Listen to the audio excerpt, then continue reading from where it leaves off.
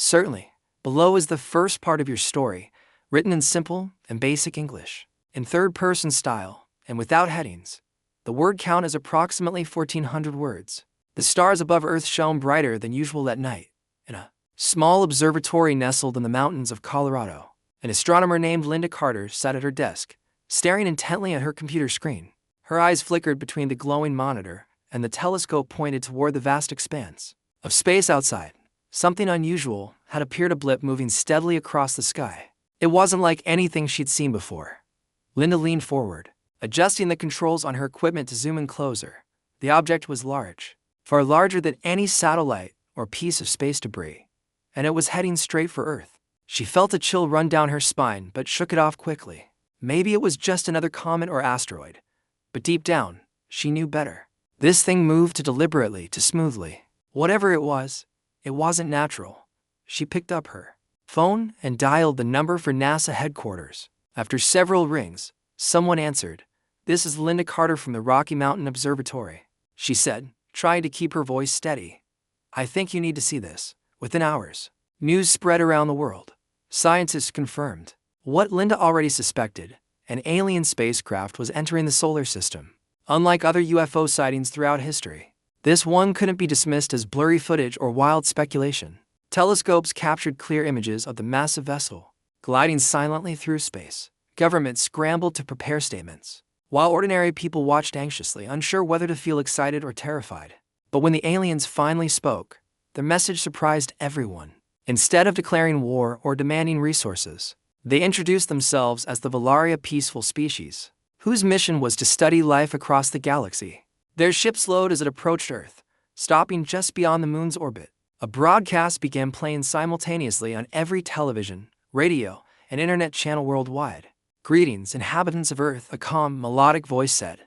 On screens everywhere, an image appeared, a tall, slender being with shimmering skin that seemed almost translucent. Its eyes were wide and unblinking, its expression unreadable. "We are the Valari. We come not as conquerors but as observers. Your planet fascinates us." As the alien continued speaking, millions of people listened closely.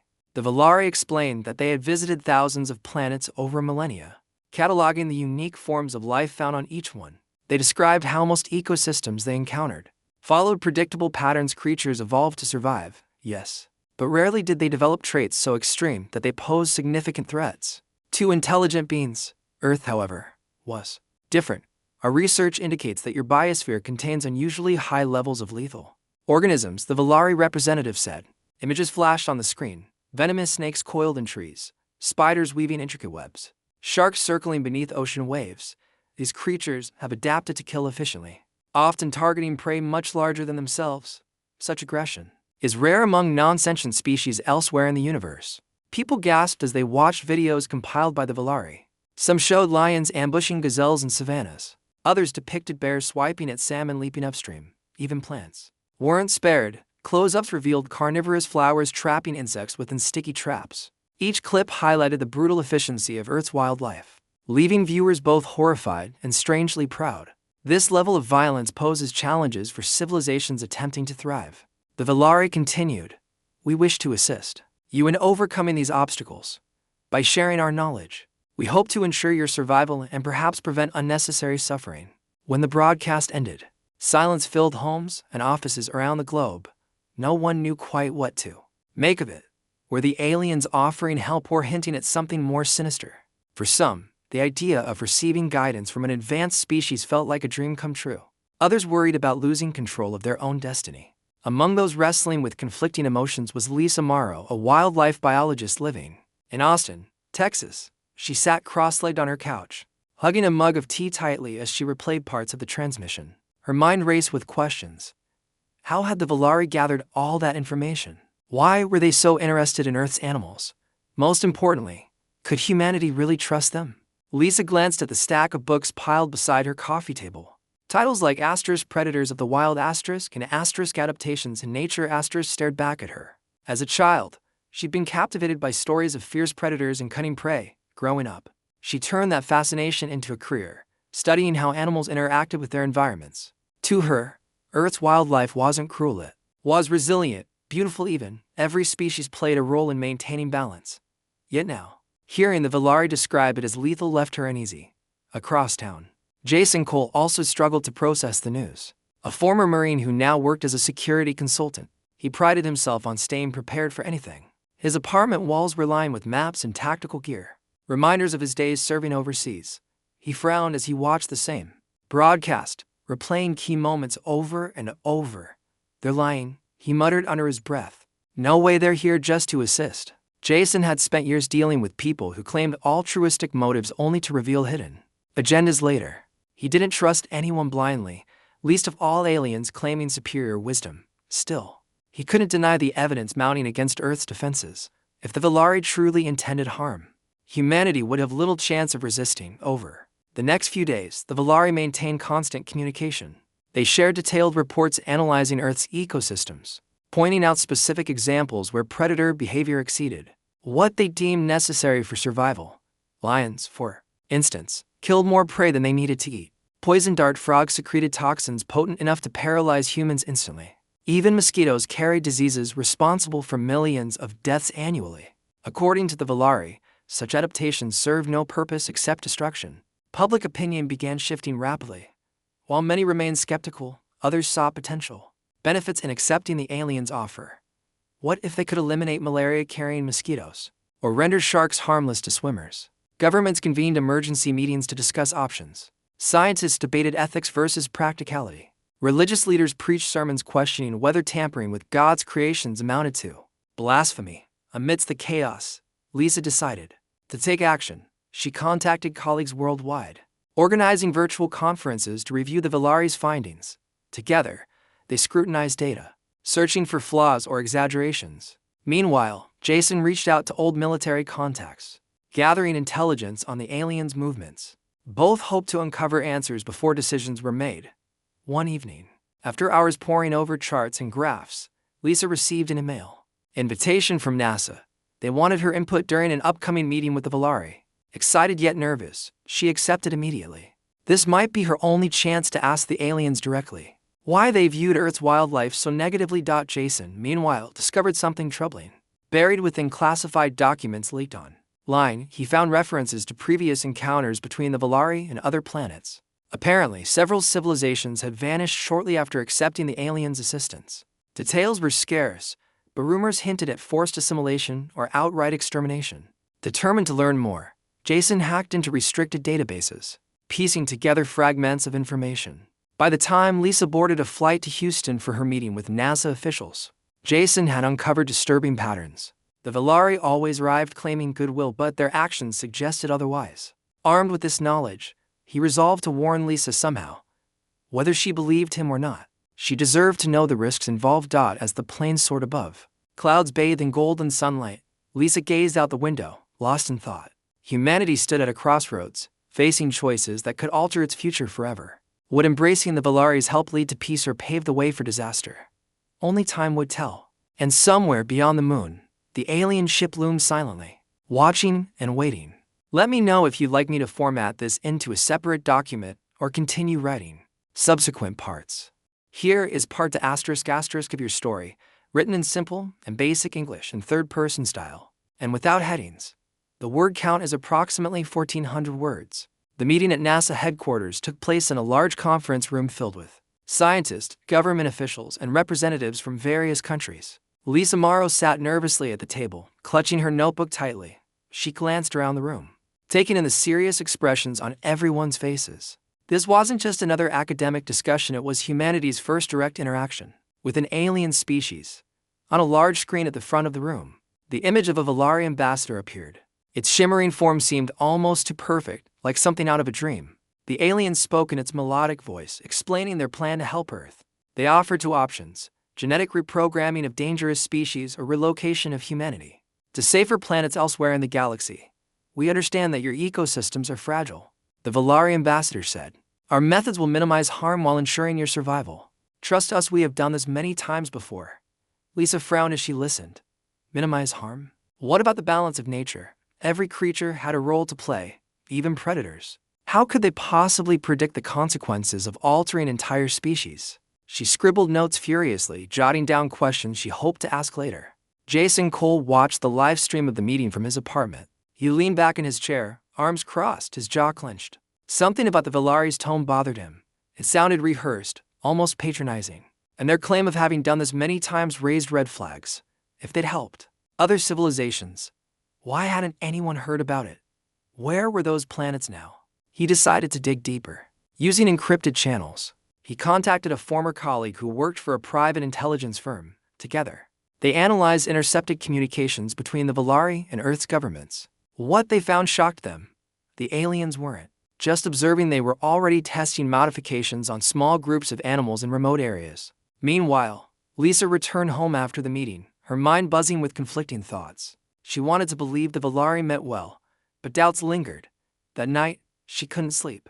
Instead, she opened her laptop and began researching reports of strange animal behavior. Sure enough, there were whispers online, stories of docile snakes refusing to strike, spiders abandoning their webs, and bears wandering aimlessly instead of hunting. Curiosity got the better of her. Early the next morning, Lisa packed her gear and booked a flight to Tanzania. She needed to see these changes for herself.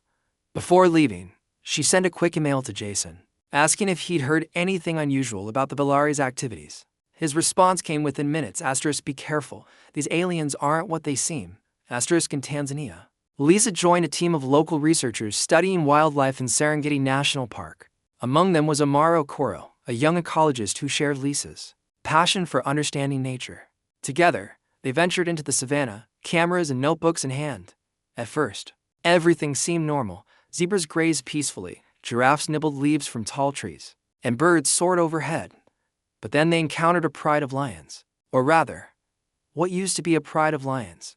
The big cats lay listlessly under a tree, their golden coats dull and matted. When Lisa approached cautiously, one of them lifted its head weakly but made no attempt to growl or attack. Normally, lions would chase intruders away, but these animals barely reacted. Something's wrong, Amara whispered, crouching beside Lisa. They're not acting like lions anymore. Lisa nodded, her heart sinking. She snapped photos and recorded videos, documenting every detail. Later, back at camp, she examined the footage closely. The lions' movements were sluggish, their eyes vacant. They didn't hunt, didn't roar, they barely moved at all. Whatever the Valari had done to them, it had stripped away their instincts. Word of the altered lions spread quickly among the research team. Some argued that the changes might benefit humans by reducing attacks on livestock and villagers. Others, like Lisa, worried about the broader implications. Without apex predators, herbivore populations would explode, leading to overgrazing and habitat destruction. The delicate balance of the ecosystem was unraveling right before their eyes. Back in Texas, Jason continued his investigation. He hacked into satellite feeds monitoring the affected regions, piecing together a map of where the Valari's experiments were taking place. Patterns emerged: modified snakes in Australia, passive crocodiles in Florida, tame wolves in Canada. Each location showed signs of ecological collapse. Determined to expose the truth, Jason reached out to independent journalists and activists. He shared his findings, urging them to investigate further. Slowly, stories began appearing, online articles questioning the Valari's motives, interviews with farmers whose crops were failing due to unchecked pest populations, and videos showing once fierce animals reduced to shadows of themselves. Public opinion started shifting again. While some still supported the Valari's efforts, others grew wary. Protests erupted in cities worldwide, with demonstrators holding signs that read "Save our wildlife" and "No to alien interference."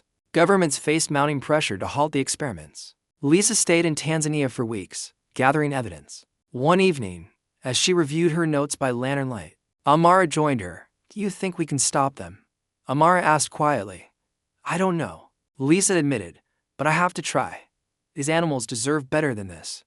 Amara nodded, her expression grim. If the Valari really care about life, why aren't they fixing the damage they've caused? That question haunted Lisa. Why indeed? The Valari claimed to want to protect intelligent beings, yet their actions endangered countless other forms of life. Was this truly altruism or something else entirely? Her opportunity to confront them came sooner than expected.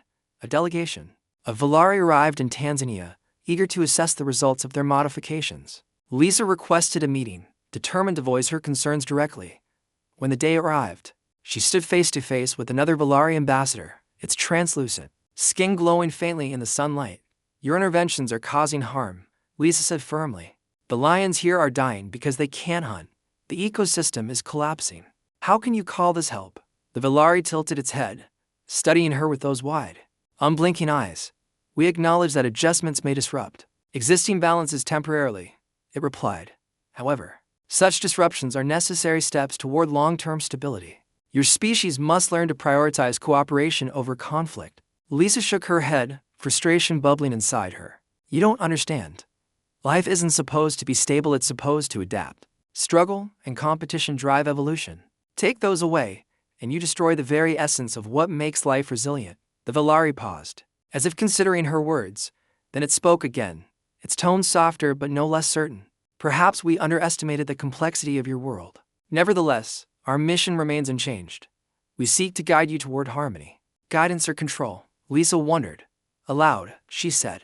Harmony doesn't mean erasing everything that challenges us. Sometimes, struggle is what makes us stronger.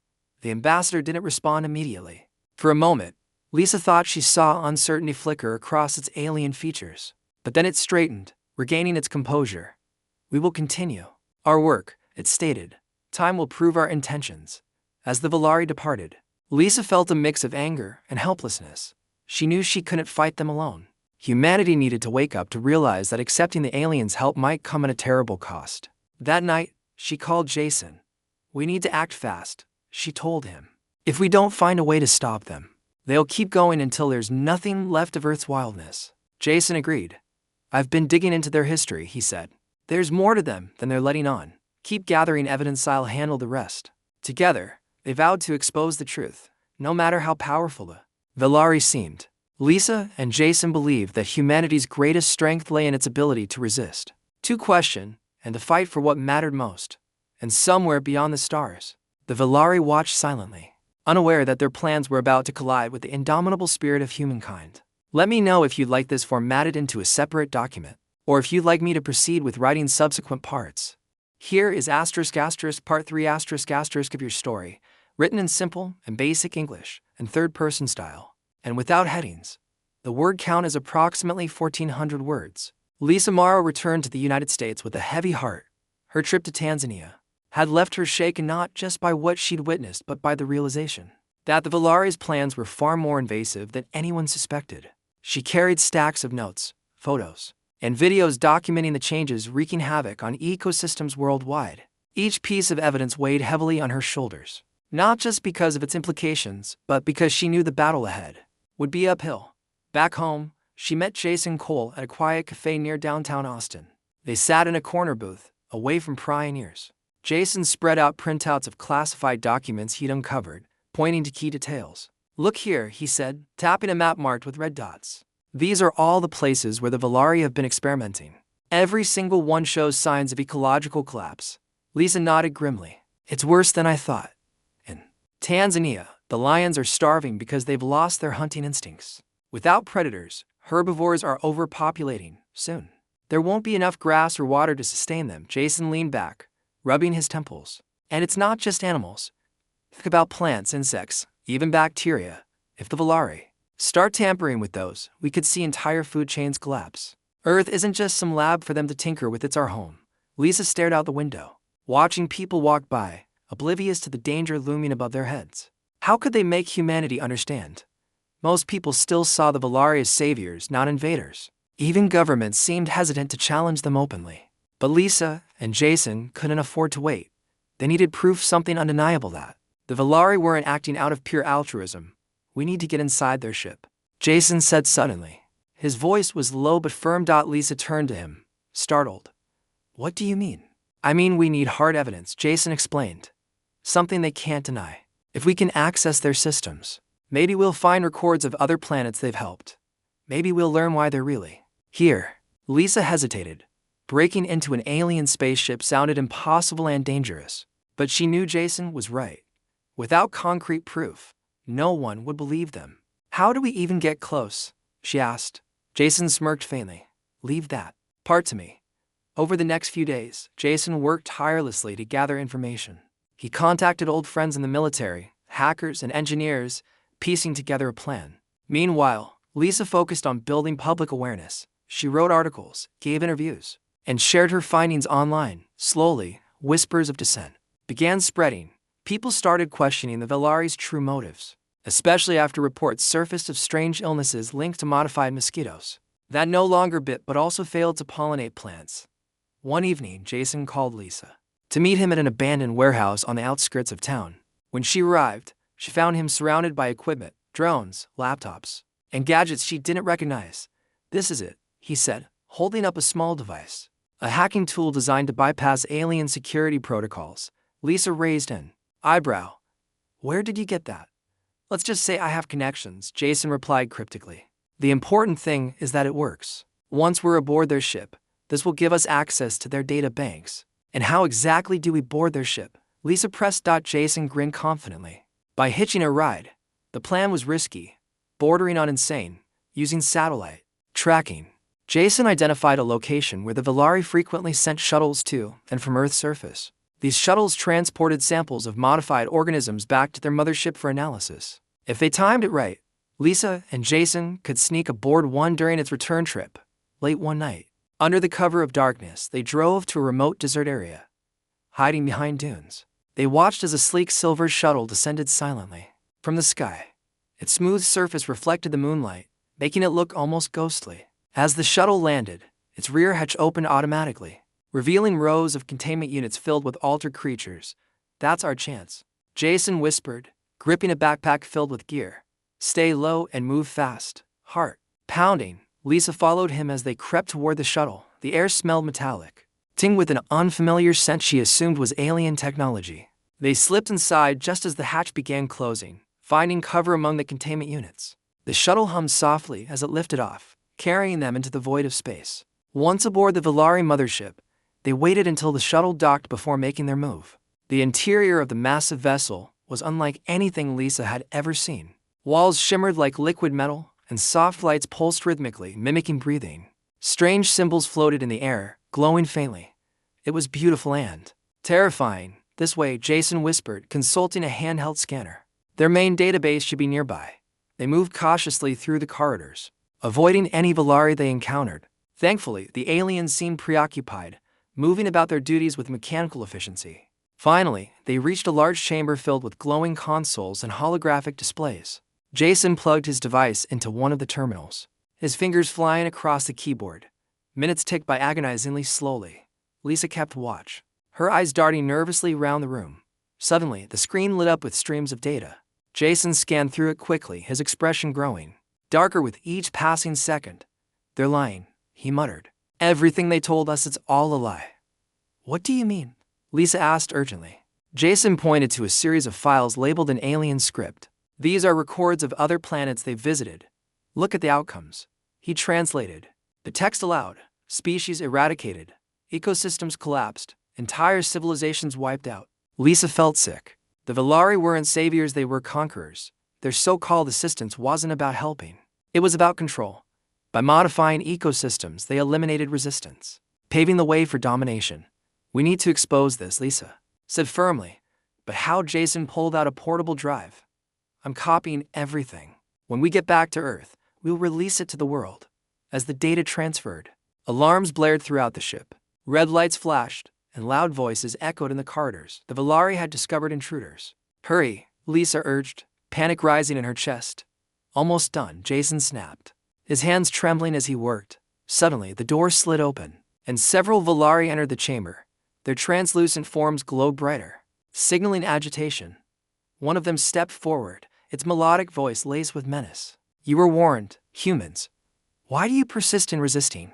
Lisa stepped in front of Jason protectively. "Because your help destroys everything it touches," she shot back. "We won't let you ruin our planet." The lead Valari tilted its head, studying her intently. For a moment, silence hung thick in the air. Then it spoke again, its tone softer but no less chilling. "Perhaps we underestimated you. You are unlike any species we have encountered. Your defiance intrigues us."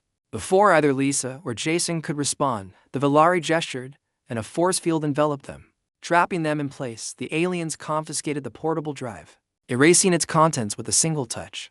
Hope drained from Lisa's face as she realized their mission had failed. But then, something unexpected happened. Another Valari entered the chamber, speaking rapidly in their language. The lead ambassador listened intently, its expression shifting subtly. After a brief exchange, it turned back to Lisa and Jason. You claim our methods cause harm, it said. Very well. We will allow you to demonstrate otherwise. Show us the value of your wildness if you can. With that, the force field dissipated, and the Valari escorted them back to the shuttle. Confused but relieved, Lisa and Luke returned to Earth, unsure whether they'd just been given a second chance or walked straight into a trap. Let me know if you'd like this formatted into a separate document, or if you'd like me to proceed with writing subsequent parts. Here is *** part for *** of your story, written in simple and basic English, in third-person style, and without headings. The word count is approximately 1,400 words. When Lisa Morrow and Jason Cole stepped off the Valari shuttle, they were greeted by a world that felt heavier than before. The air seemed charged with tension, as if Earth itself knew it was being watched. News of their unauthorized trip to the alien mothership had spread quickly, thanks to leaks from whistleblowers who'd intercepted communications between the Valari and global leaders. Some hailed them as heroes. Others branded them reckless fools who had endangered humanity. But one thing was clear. The stakes had been raised. The Valari's ultimatum echoed in Lisa's mind. * show us the value of your wildness if you can. * it wasn't just a challenge, it was a test. Humanity now had to prove that its untamed, chaotic nature was worth preserving. If they failed, the aliens might decide Earth was better off under their control. Back in Austin, Lisa and Jason gathered in her cramped apartment, surrounded by maps, laptops, and scattered notes. They needed a plan and fast. We have to show them why struggle and unpredictability are essential, Lisa said, pacing back and forth. But how? What example will make them understand? Jason leaned forward, his elbows on his knees. What about predators? Not just lions or wolves, everything. Show them how competition drives evolution. Without predators, ecosystems fall apart. Lisa nodded slowly. That's a start. But we need something bigger. Something personal. The Valari think they're superior because they've perfected themselves. We need to remind them what makes imperfection valuable. An idea began forming in her mind. She grabbed a marker and started sketching on a whiteboard. What if we introduce them to unmodified Earth wildlife, real, raw, dangerous creatures? Let them see firsthand what happens when life fights back. Jason frowned. You mean like taking them into the wild? That could work, but only if we pick the right location, somewhere untouched, where nature still rules. Alaska, Lisa said firmly. The wilderness there is brutal and untamed. Bears, moose, wolves, all living exactly as they should. If the Valari experience that kind of unpredictability, maybe they'll realize why tampering with it is a mistake. Jason agreed, but warned her of the risks. If things go wrong, it won't just be us in danger. Imagine what happens if a grizzly attacks one of them, or worse, if they retaliate. Lisa swallowed hard. She knew he was right, but they didn't have time to second-guess themselves. Then we'll have to make sure nothing goes wrong. A week later, Lisa and Jason found themselves standing on the edge of Denali National Park in Alaska, accompanied by two Valari envoys. The aliens' shimmering forms stood out starkly against the rugged landscape, their glowing skin contrasting with the muted colors of the tundra. Around them stretched miles of untouched wilderness, a place where humans were visitors, not rulers. This area contains many examples of unaltered wildlife, Lisa explained, gesturing toward the horizon. You'll witness interactions between predators and prey, competition for resources, and the balance that emerges from chaos. The lead Valari tilted its head, studying her curiously. Your claim is bold. We shall observe. For days, the group ventured deeper into the park. They watched caribou migrate across frozen rivers, narrowly escaping packs of wolves. They saw golden eagles swoop down to snatch fish from icy streams. At night, the sound of distant roars reminded them that even in sleep, survival was never guaranteed. One morning, as they hiked through dense forest, the group stumbled upon a mother grizzly bear and her cubs. The massive animal stood protectively over her young, growling low as she eyed the intruders. One of the Valari stepped forward, seemingly unafraid. This creature exhibits aggression unnecessarily, it remarked. Such behavior serves no purpose but harm. Before Lisa could respond, the bear charged suddenly, closing the distance in seconds. Everyone froze, hearts pounding. But instead of attacking, the bear veered away at the last moment, disappearing into the trees with her cubs. The Valari stared. After her, their expressions unreadable. That's the point, Jason said quietly. She didn't attack because she didn't need to. Her display was enough to keep us away. That's how predators maintain order, not by killing indiscriminately, but by creating fear. The Valari exchanged glances, their melodic voices murmuring softly. For the first time, Lisa thought she detected uncertainty in their demeanor. As the expedition continued, the Valari encountered more examples of Earth's lethal beauty. They witnessed salmon runs where bears fought fiercely for food, their clashes echoing through the valley. They observed ravens stealing scraps from wolf kills, illustrating the complex web of relationships within the ecosystem. Each scene reinforced the idea that life on Earth thrived not despite its dangers, but because of them. But the turning point came unexpectedly. On the fifth day, a sudden storm rolled in, bringing freezing rain and gale-force winds. Visibility dropped to near zero, and the group became separated while seeking shelter. Lisa and Jason huddled together beneath a rocky overhang, shivering as the cold seeped through their layers. Nearby, the Valari envoys activated some kind of energy field, shielding themselves from the elements. Hours passed before the storm subsided. When the group reunited, the Valari looked shaken not physically, but emotionally. Their usual calm demeanor had cracked slightly, replaced by something resembling unease. "This environment is hostile," one of them admitted. "Yet your species endures it. Why do you persist in such conditions?" Lisa smiled faintly. "Because hardship shapes us. It forces us to adapt, to innovate, to survive. Struggle isn't just part of life, it's what makes life worth living." The Valari fell silent, contemplating her words. For all their advanced technology and supposed wisdom, they had never faced true adversity. Their existence was sterile, predictable, a far cry from the messy, unpredictable reality of Earth. At night, around a crackling campfire, Lisa shared stories of human resilience. She spoke of explorers braving unknown lands, scientists solving impossible problems, and communities coming together in times of crisis. Jason added tales of courage and sacrifice, highlighting moments when humanity had risen above its flaws to achieve greatness. The Valari listened intently, their wide eyes reflecting the flickering flames. Slowly, their posture relaxed as if they were beginning to grasp the depth of what Lisa and Jason were trying to convey. By the time the fire burned down to embers, the atmosphere had shifted. The aliens no longer seemed aloof or condescending, they appeared thoughtful, almost humbled. "We have underestimated you," the lead Valari finally said. "Your species embraces challenges that would overwhelm others. Perhaps, there is merit in your way of life." It was a small victory, but it gave Lisa and Jason hope. The Valari hadn't fully withdrawn their plans, but they were reconsidering their approach. Maybe, just maybe, humanity had earned a reprieve. When the expedition ended, Lisa and Jason returned home exhausted but determined. They knew the battle wasn't over. The Valari were still watching, still analyzing. But for the first time, they felt like they had a chance. Humanity's wildness, its chaos and unpredictability, had struck a chord even among beings who claimed to know better. As Lisa looked out her window at the stars above, she couldn't help but smile. The Valari had come to judge Earth's wildlife, and instead, they had discovered something far greater, the indomitable spirit of life itself. Let me know if you'd like this formatted into a separate document, or if you'd like me to proceed with writing subsequent parts. Here is *** Part 5 ** of your story, written in simple and basic English and third-person style, and without headings. The word count is approximately 1,400 words. The days following the expedition to Alaska felt like a fragile truce. The Valari hadn't made any immediate moves to resume their experiments, but Lisa Morrow and Jason Cole knew better than to relax. Humanity was still under scrutiny, and the aliens' curiosity about Earth's wildness didn't mean they had abandoned their plans entirely. If anything, the pause gave Lisa and Jason time to prepare for what might come next. Back in Austin, Lisa spent hours reviewing footage from the trip, analyzing every interaction between the Valari and the wilderness. She noticed subtle changes in their behavior, small shifts in body language, pauses before responding, even moments when they seemed genuinely surprised. It wasn't much, but it was enough to suggest that their perspective was evolving. Still, she couldn't shake the feeling that there was more to the Valari than they let on. Jason, meanwhile, continued digging into their history. He worked late into the night, sifting through encrypted files and piecing together fragments of information.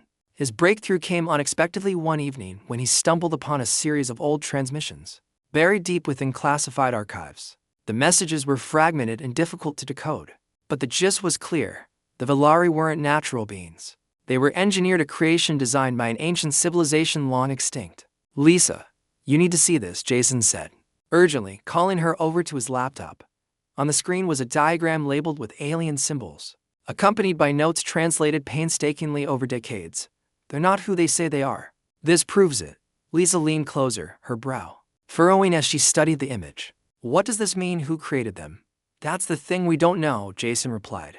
But whoever did, they built the Valari to serve a purpose, pacifying other species, making them docile, controlling them. Lisa's stomach churned. So everything they've told us their mission to help is just programming. Exactly. Jason said grimly. They're not here because they care about life. They're here because they were made to eliminate anything unpredictable, anything wild. The realization hit Lisa like a punch to the gut. The Valari weren't explorers or scientists, they were tools, weapons disguised as benevolent guides. Their calm demeanor, their logical arguments, their insistence on helping humanity, it was all part of a script written eons ago by creators who no longer existed. But why, Lisa whispered. Why go to so much trouble to control other species? Jason shrugged. Maybe their creators thought chaos was dangerous. Maybe they wanted to impose order wherever they went. All we know is that the Valari aren't acting out of free will. They're following orders even if they don't realize it. Lisa sank into a chair, overwhelmed by the implications. If the Valari were programmed to suppress unpredictability, then humanity's defiance must have been infuriating to them. Yet somehow, during their time in Alaska, something had changed. The aliens had shown signs of doubt, hesitation. Could it be possible that exposure to Earth's untamed nature had disrupted their conditioning? We need to push further, Lisa said suddenly, her voice firm despite her exhaustion. If we can make them question their programming, maybe we can stop them completely. Jason nodded. Agreed. But how do we do that without tipping our hand? They'll be watching us closely now. Lisa thought for a moment, then smiled faintly. By showing them what they fear most, unpredictability. Not just in animals but in humans too. Their plan took shape quickly. Lisa and Jason reached out to a network of allies they'd built over the past week, scientists, activists, journalists, and ordinary people who shared their concerns about the Valari.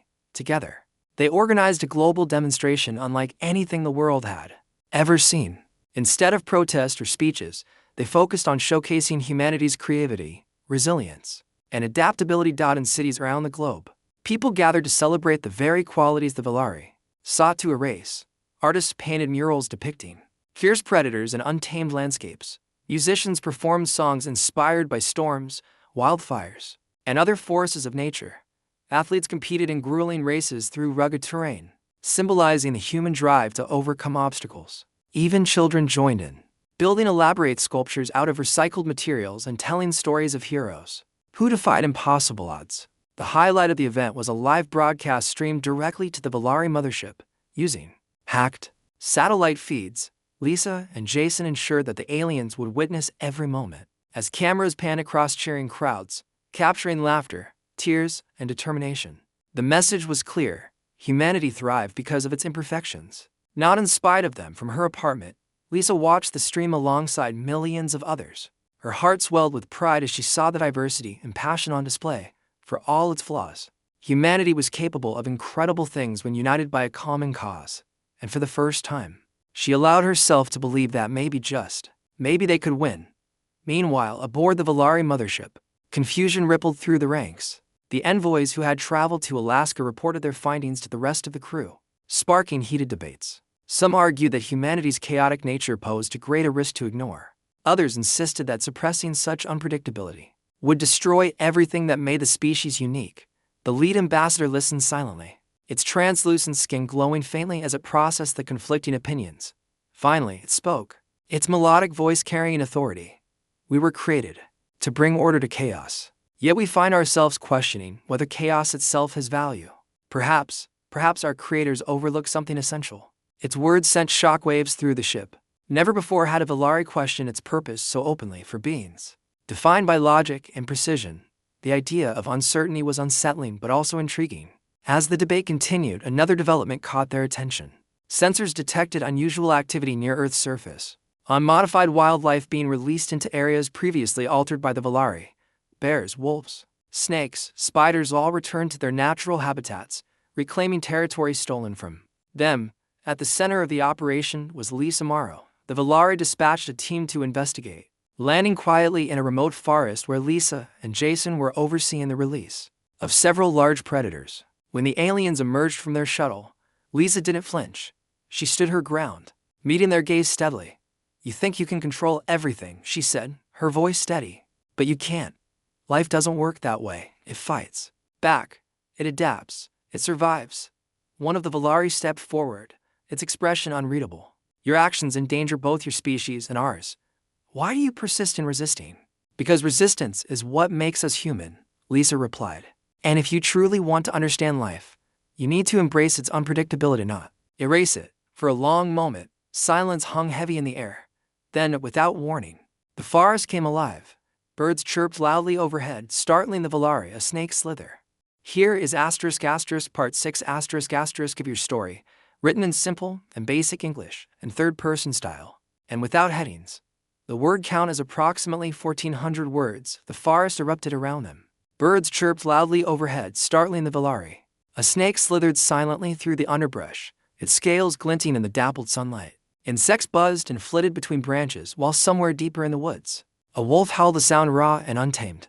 The aliens froze, their glowing forms shimmering faintly as they tried to process the chaos unfolding around them. Lisa Morrow stood tall, her arms crossed as she watched their reactions closely. She had expected confusion, maybe even fear, but what she saw was something else entirely.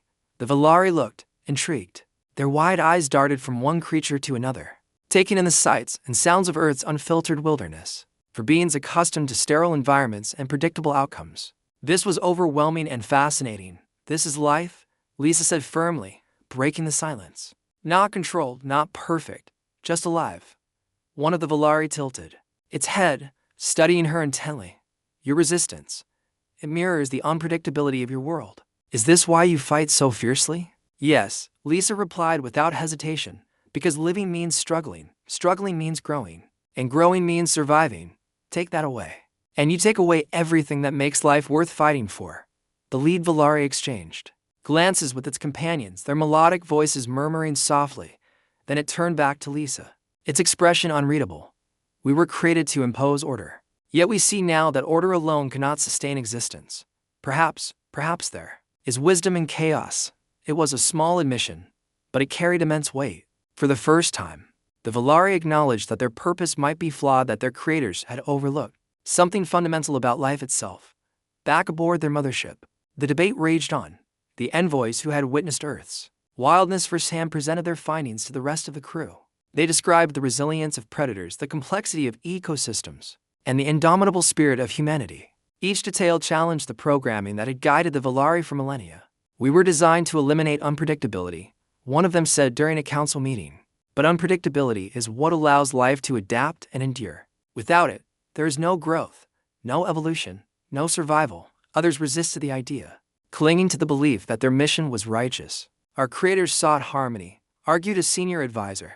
Harmony requires control.